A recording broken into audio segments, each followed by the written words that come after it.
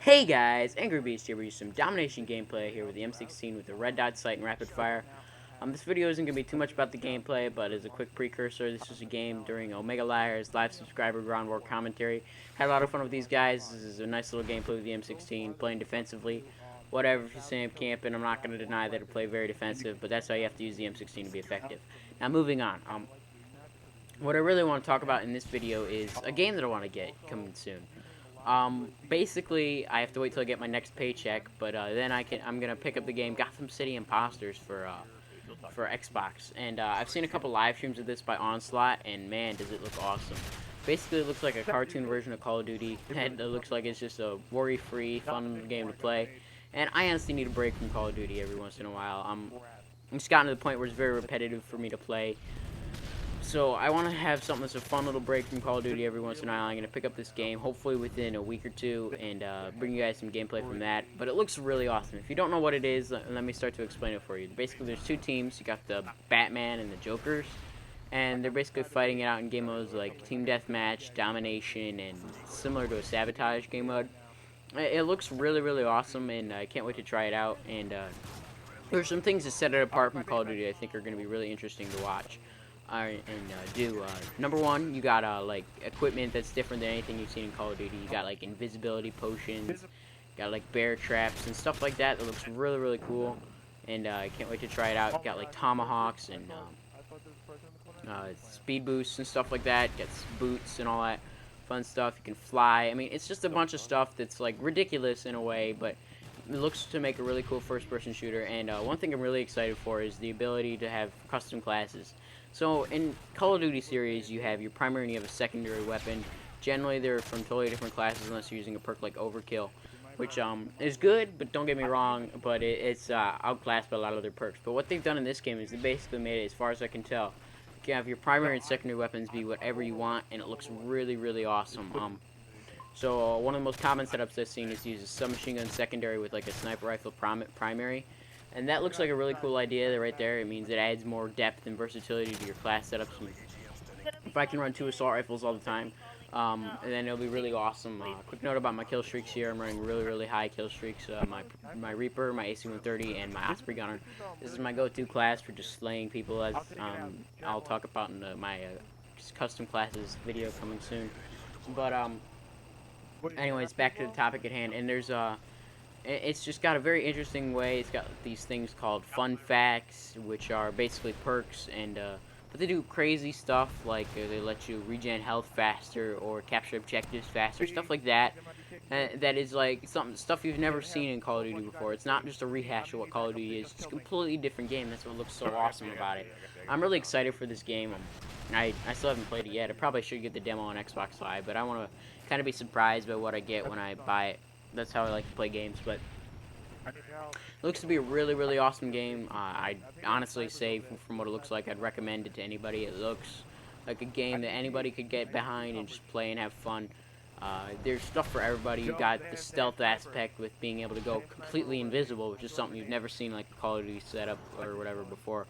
Got the ability to fly and stuff. It just looks like a really wacky, fun first-person shooter. I don't know about anybody else, but realism is not what I go for when I play a game. I like wacky, far-out stuff, like in Call of Duty, the ability to be able to call in an Osprey gunner out of nowhere. It just comes in, it's a piece of equipment worth millions and millions of dollars at my disposal when I kill 17 enemies. That idea is just absolutely ridiculously cool in my opinion. I like wacky stuff like that. It's just really fun to me.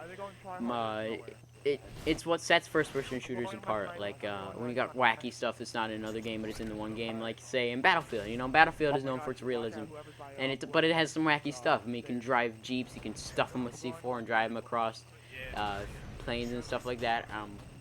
That kind of sets it apart from Call of Duty, where you can't really drive stuff around. You can't fly a tank off a cliff or whatever. But you can do it in Battlefield, and Call of Duty has the ability to call in these kill streaks from out of nowhere that are worth millions and millions of dollars.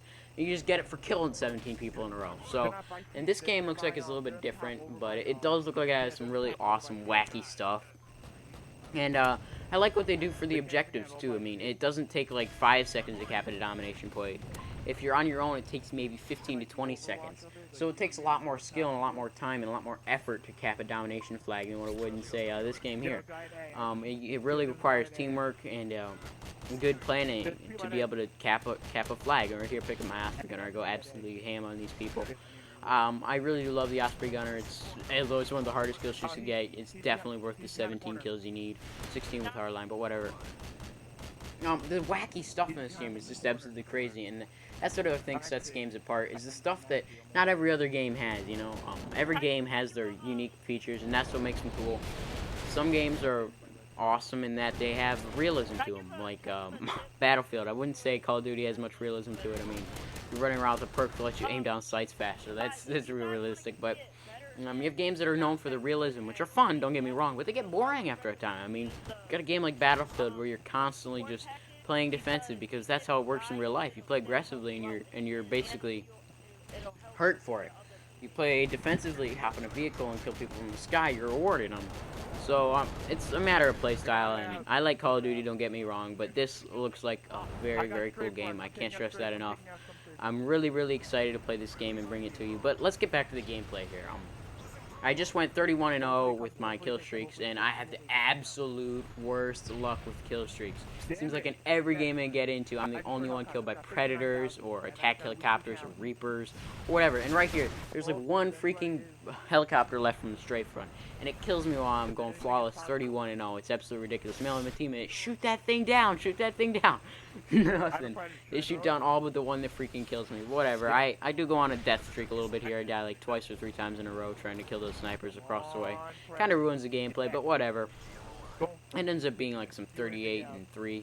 Pretty good for the M16. I mean, it's a lot of my kill streaks working for me, but you know, if you're using a gun like the M16, you can't really blame me. I mean, the M16 is not the easiest weapon used by any means. It's not like the Type 95 where you just one burst people out to ridiculous ranges. But it's fun to use, don't get me wrong, but it's definitely not the best weapon in the game to use. If you want to use it with the red dot and rapid fire, which I'm using here, it's good for medium to short to medium range engagements. But honestly, my preferred setup is using a holographic or red dot sight and a medium to long range engagement with kick. Because kick gives you that stability at longer ranges, get all 3 bullets on target. Like right here, I mean, you can see I get hit markers for days across the way and during the entire gameplay there. Some tips for this map, having the BC combo is definitely what I would recommend. You can keep them trapped at A pretty much the entire game. They'll keep spawning up in the elevated position. Generally, you don't want the elevated position in Call of Duty, but in this map, it seems like you want the enemy to have the height advantage because there's a whole bunch of head glitches up to A, which is very cool. I once picked up like a 30 kill streak there with MK14, but whatever. It's a very cool map, don't get me wrong, but there's a couple things about it that make it pretty bad for rushing. I mean, if you want to rush, you basically have to stay in the middle of the map the entire time. You can't come along, you can't cap a flag like B here, or you'll be instant dead. I think I get sniped right here coming out, but you really can't play too aggressively on this map successfully. I like to play defensive with my M16, my Slayer role, and it does work very successfully. And don't get me wrong, it's a lot of fun, but at times I really wish this map was better for rushing. Other than that, other tips for this map, I definitely want to hold the BC combo because it's very hard for them to get B from A because they got to come all the way down the stairs, like all the way around the map, and generally spawn closer to B than they will to C. So definitely recommended setup there. While using the M16, I've talked about it before, but playing defensive is definitely going to be what you want to do. You don't want to rush up and try and kill them all and take them all by surprise. You want to pick them off one by one. But there's a nice 38-3 with the M16 here. Got an Osprey gunner in there. Hope you guys enjoyed. Can't wait to play Gotham City Imposters. I'm Angry Beast, and I am signing out.